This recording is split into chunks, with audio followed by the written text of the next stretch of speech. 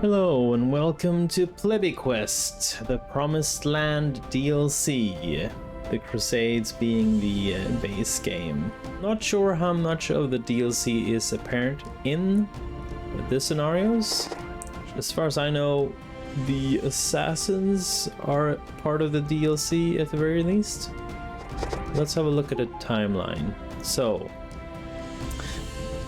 I have played first scenario, the Game of Princes, as well as the second scenario, Princess Maker, and they show up here depending on where, no, not where, when in time, obviously, because this is the timeline. When in time certain things happen, some things are scripted. For example, this bit here, the death of the Roman Catholic Pope, I don't know why it shows up in here, because it doesn't show up in the first and second scenario. Like you're not informed of this at all. Yeah, so I don't really know why that is. Maybe it's just some general thing that happens, or they just didn't script the game well enough, who knows.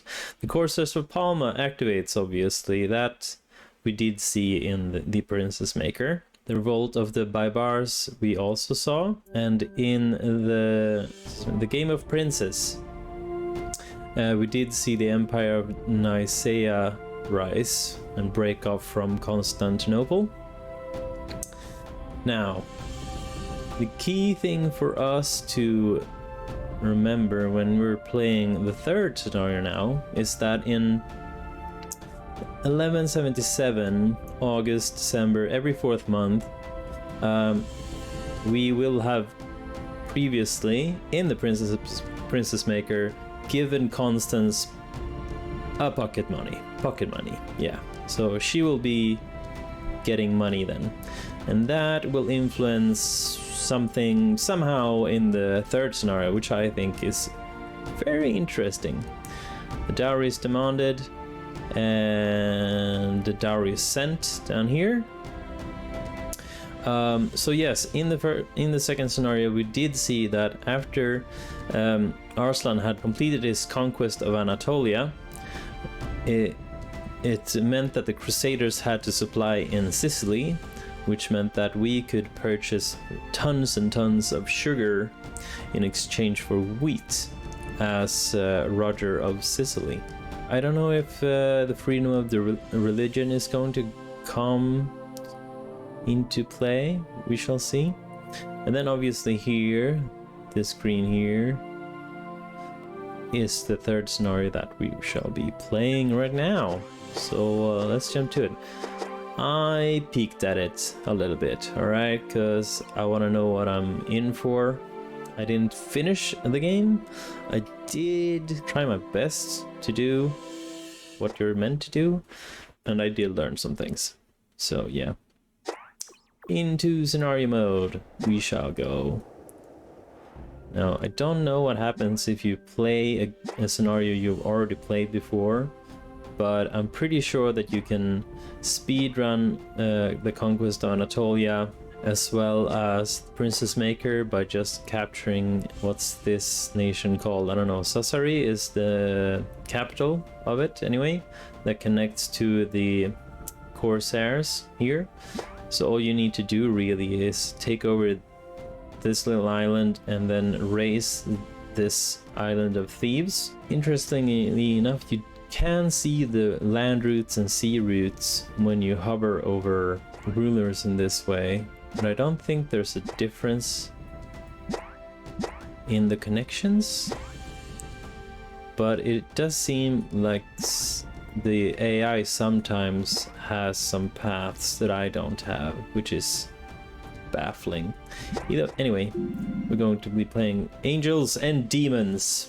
We will be playing as an I'm not sure what she is exactly. Someone who stands in for the Holy Roman Emperor anyway. In August 1175 AD, the struggle for power between Emperor and Pope in the Holy Roman Empire has grown more intense with each passing year. Now, the Emperor is plotting to use the might of the Holy Roman Empire League to raise a new pope. A league is basically an alliance. The lords of the Empire step carefully around the two factions. Who will turn out to be the true messenger of God? Well, better be us, otherwise we will have failed. Greetings, Godfrey II of Duchy of Lorraine. Are you searching for carrots? It's not nice to treat people like rabbits. Of course, of course. What brings you out of your habitat? Henry the Lion has been looking at us strangely lately. How? Like a hungry lion who sees prey? The fellow is quite definitely leonine. Oh my, I wouldn't have thought you judged people by their appearance. Oh my god. The translation errors are more apparent in the third scenario than in the second, sadly. But, you know, it's still a good story. You can overcome it. Friends should get along. Aren't we a big happy forest family in the Holy Roman Empire League? And we make so much wood. It's like all we do. First of all, lions are not forest animals. Please stop with the jokes. I am truly scared.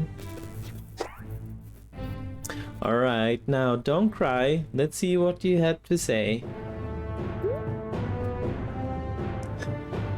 It was in the peaceful forest, I mean in Lorraine Hills. A big scary lion. A big scary lion appeared looking for a meal. Is that all? He looked around our city of Luxembourg and he said, "My soldiers will come through these doors," is what he said. Maybe he wants to have them to have a nice sightseeing trip. It's not very nice to slander your friends. First of all, it's not my friend. I will speak to the Emperor about this. The Emperor has to mediate here. It's the only way.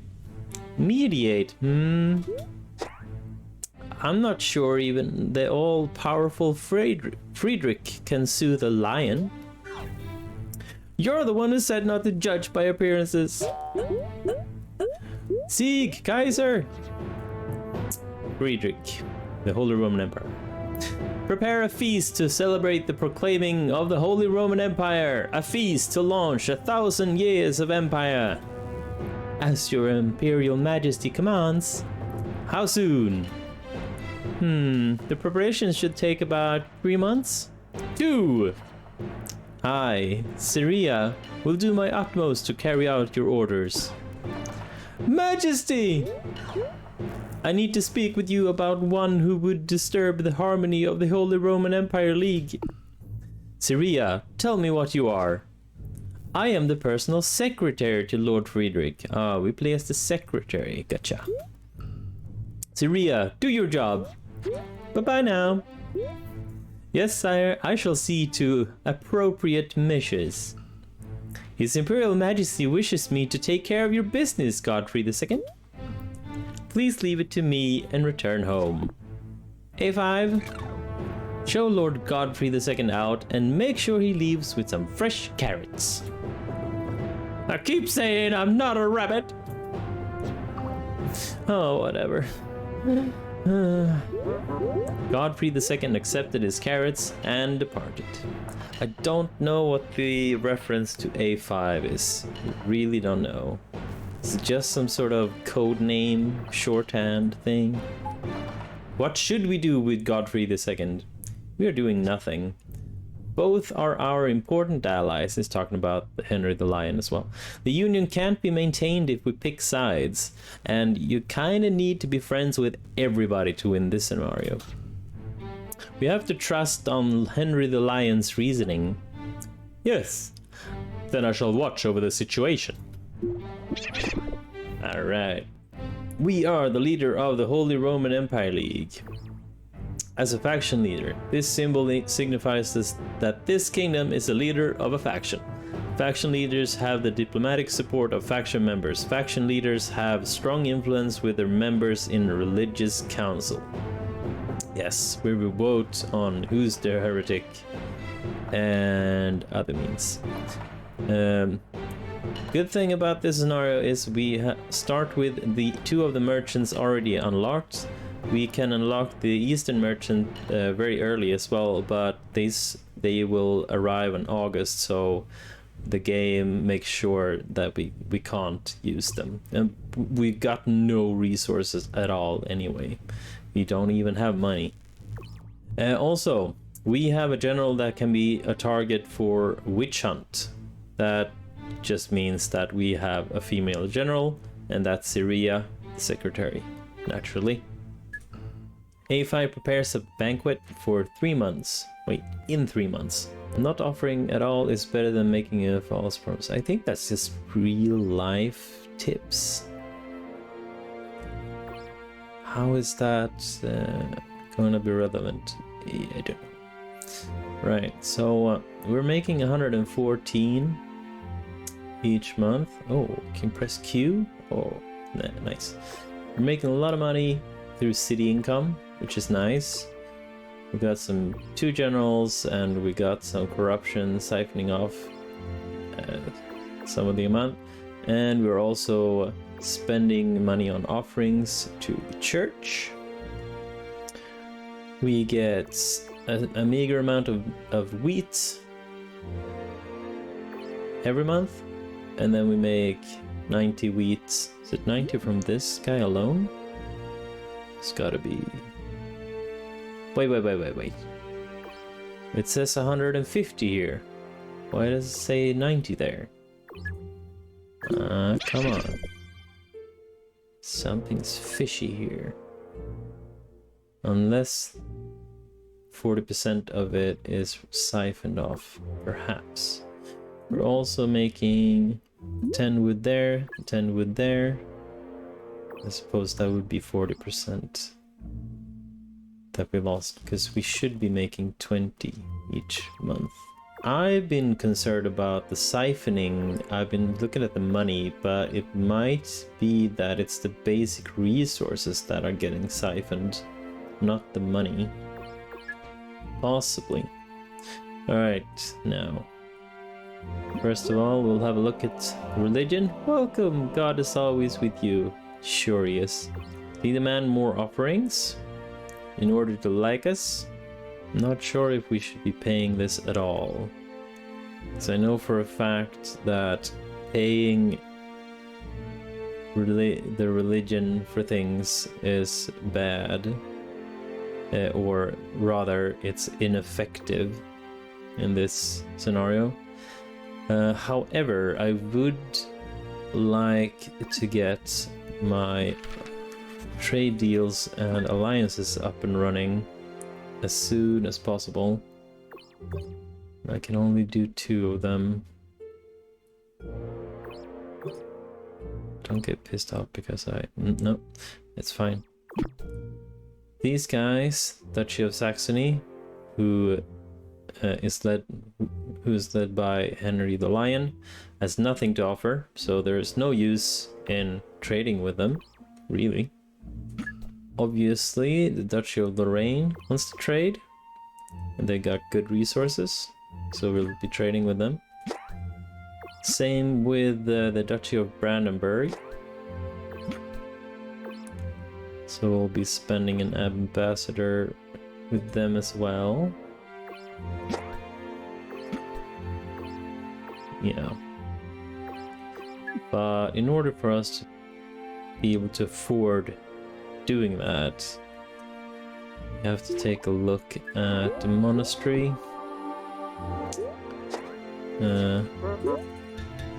Alright, we've already heard him. I'm pretty sure anyway. Well, I've read it 3 times, so I'm gonna read it again at least. Yeah, I don't have any money, so I can't even donate. The lights are lit. Oh, speaking of which, Siriya has the trait prayers answered. God doesn't answer every prayer, but it seems unfair when some people have many prayers answered and some people don't get any. she will light one more candle when praying at the monastery. So basically she'll be the only one lighting candles, because she will do with one action what other people would do with two. She's also good at decreasing dissent, whereas A5 is a perfectionist. He's always on guard against the threat of enemy attack. Perfectionists repair walls as soon as they conquer a city. And he has administrative opportunism. So this area from the central boulevard all the way to the far walls, everyone living in that part of the city is pagan now. Got it? He takes prisoners when he conquers the city. So he's the guy we want to send into our cities, just as we sent Roger in the last playthrough. Also, I wanted to read, what does the bugler say?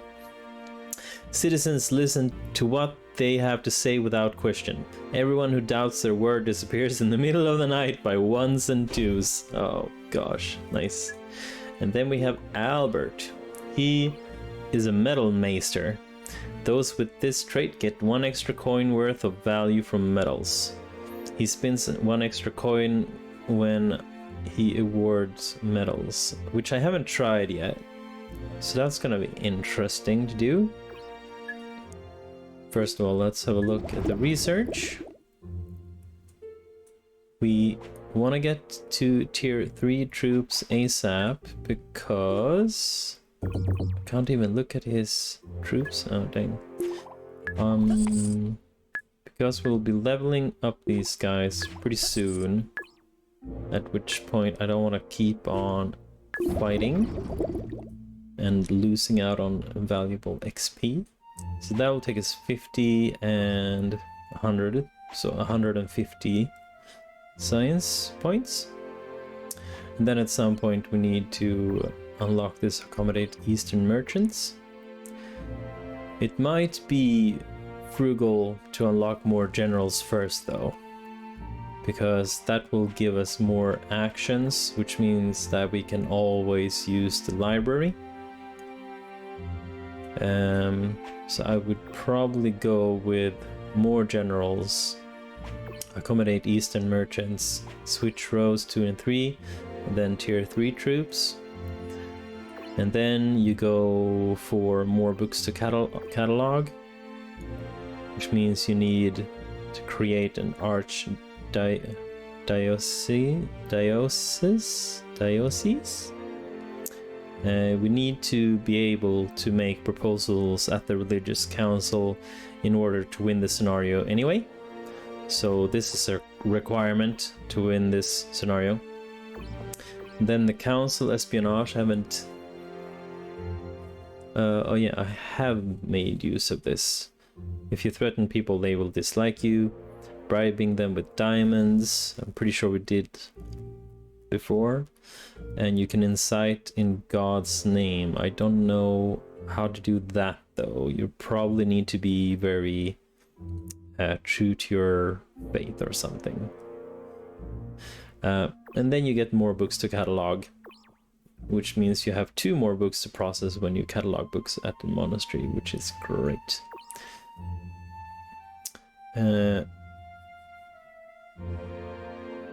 Wait, what? Wait.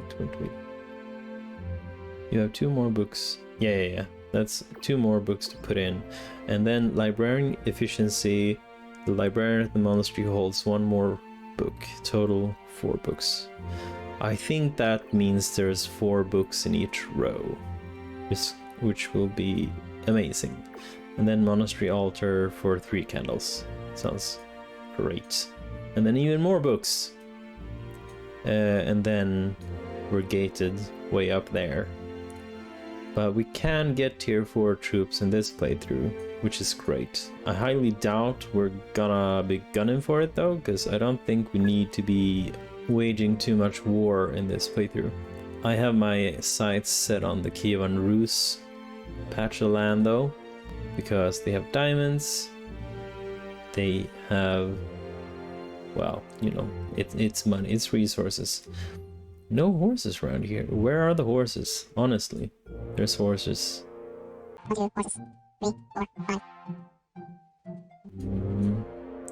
Only 5 horses in this whole map? Wow. There's like no horses, but there's wood everywhere. There's always wheat. Yeah, the pirates in this scenario is the Celtic settlements. They look like little Robin Hoods. And this guy is called Tristan. Reminds me of the tales of Tristan and Isolde. Isolde? Yeah, no. Right, this is our capital. We get everything from it and this city, and then we get 20% less from each city further away, up to 60%. So this is a really inconvenient layout for us. Even just connecting these 2 cities would be great, but I doubt there's going to be a connection like this.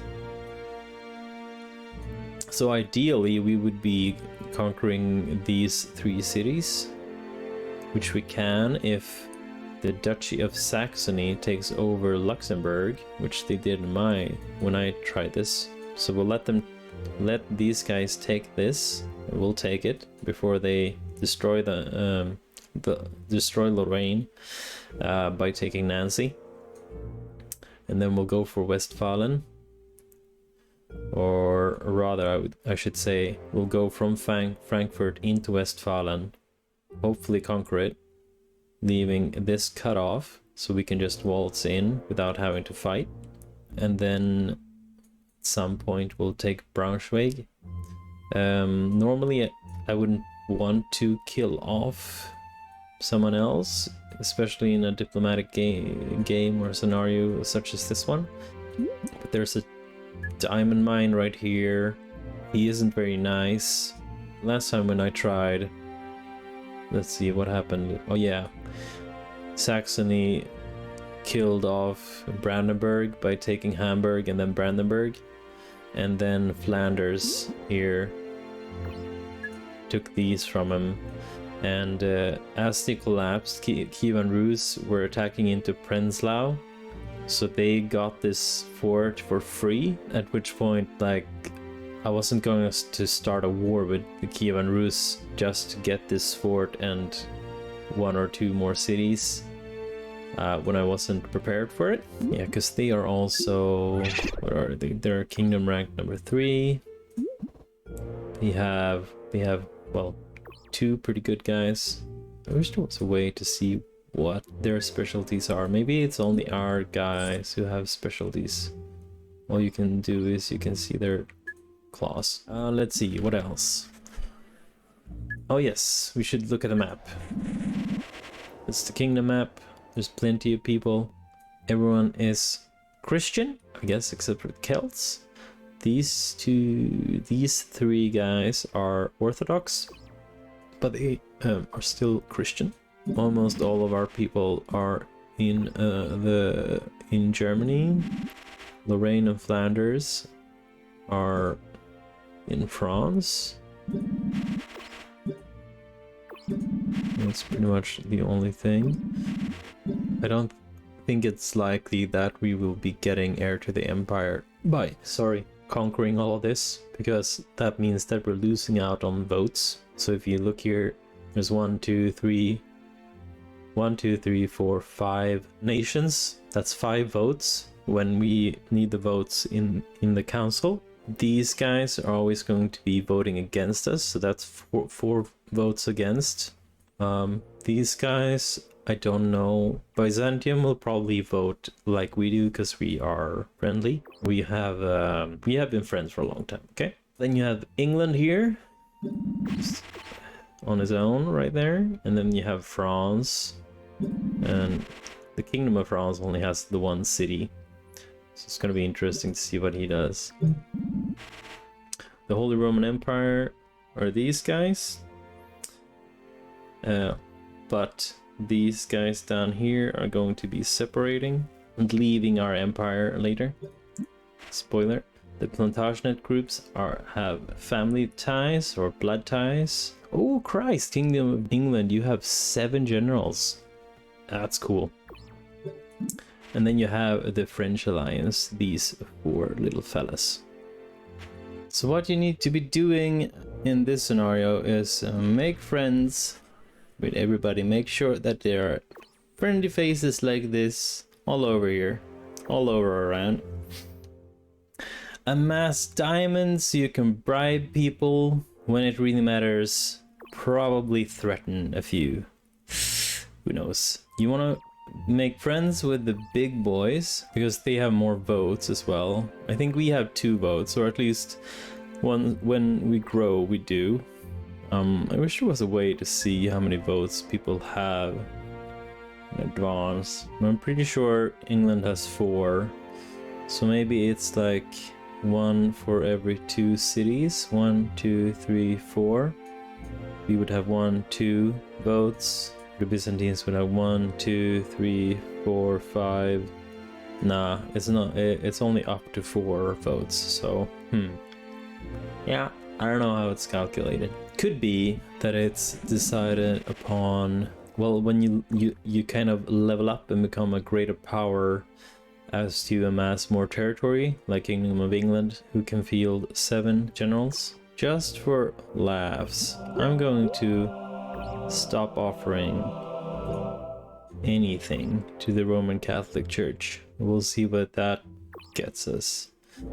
If we get down to bad faith, that might be real bad for us, and people might dislike us and not want to trade with us. However, it's a risk I'm willing to take for a turn or 2.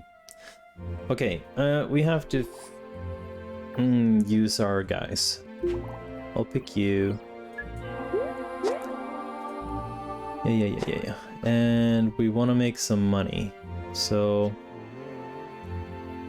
although it would be great to get this in. 2 reds here, get 1 blue, 1 red there, get a red. I can get 1 red here. Then I have another red, which could go anywhere, basically. It's only the blue ones that I can really use, but alright. We'll see where this takes us. Yes! Okay. That's good. Get a blue one here. Nice. And then we'll get a green one. Yep. Lovely. Put 2 here, so we get a blue one. Yeah. It's not too bad. Alright, so 40 points, that's what the bot gets you. It's not that bad, honestly. I've been getting 20 to 30 too often. So the bot, it's a decent bot, I guess. Alright, let's make some wine, make some money. Alright.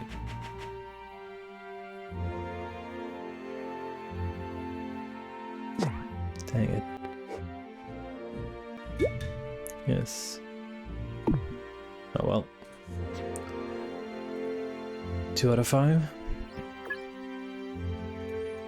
You always make money, at least. We can use our points. Nope, we couldn't. We need 10 more points. That's too bad. Can take loans. That's interesting. But I couldn't use the money for anything right now anyway. So we're not gonna start off that way. Alright. That will be our first turn.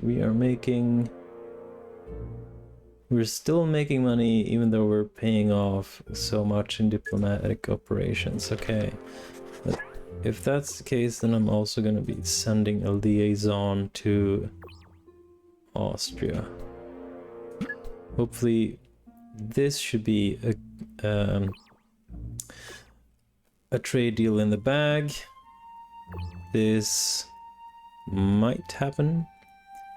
Also depends on where the church have us end up, of course. We'll end the turn there.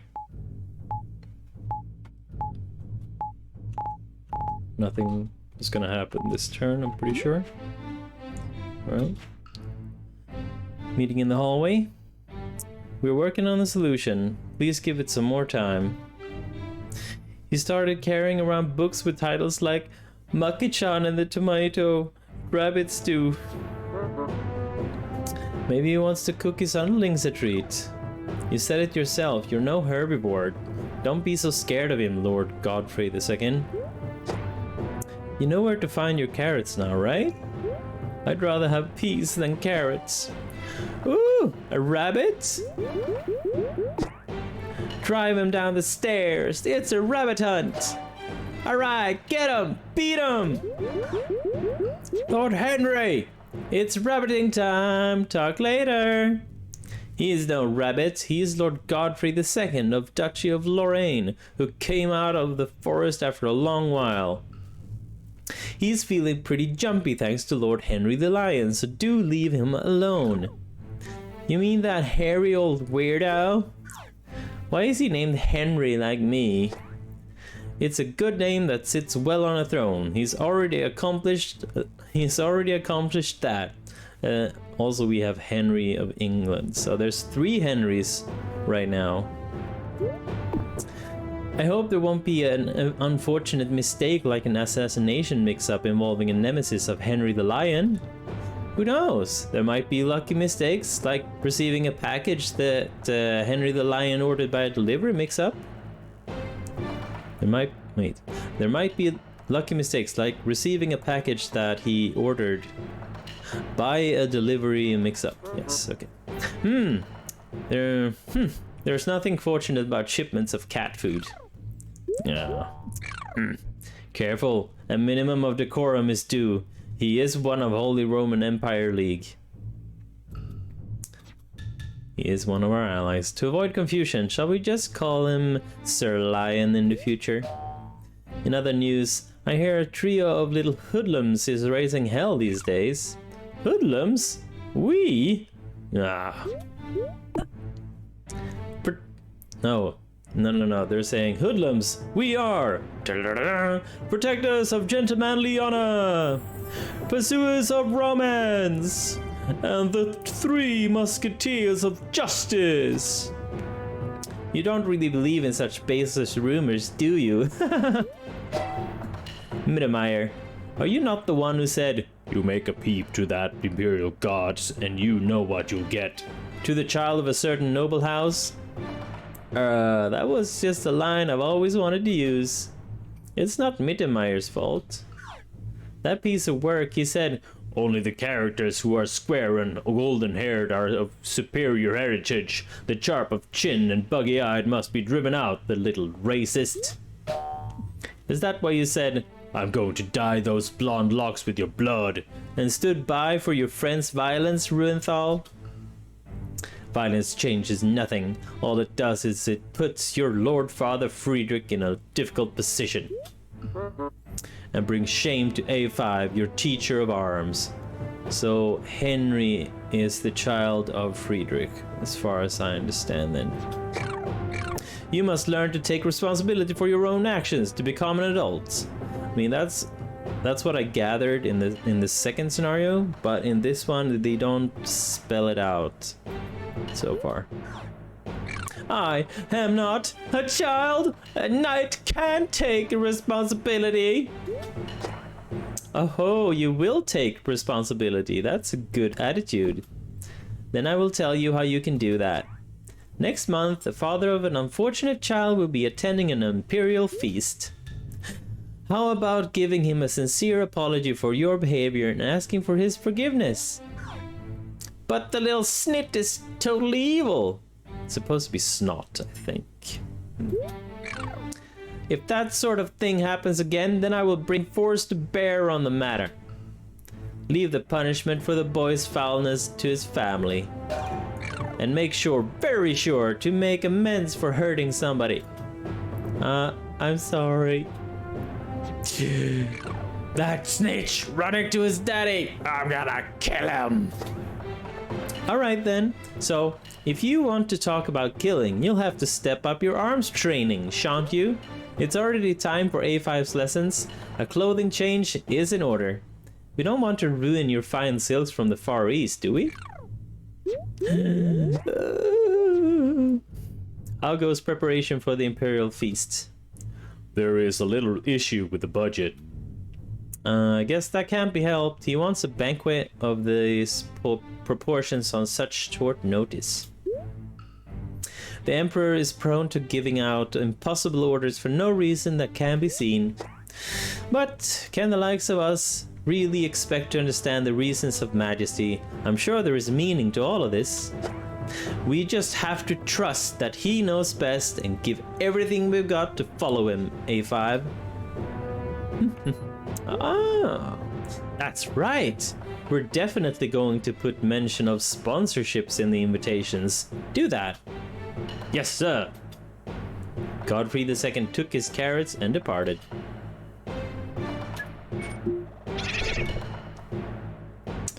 The leader of the Holy Roman Empire League, a duke of a realm, can hire 4 generals. We're ranked number 7. And we just got some wheat and woods. And we're going to be talking to the Italian merchant. But that's it for this episode. Episode 1 in the 3rd scenario called Angels and Demons. See you around. Thank you. Goodbye.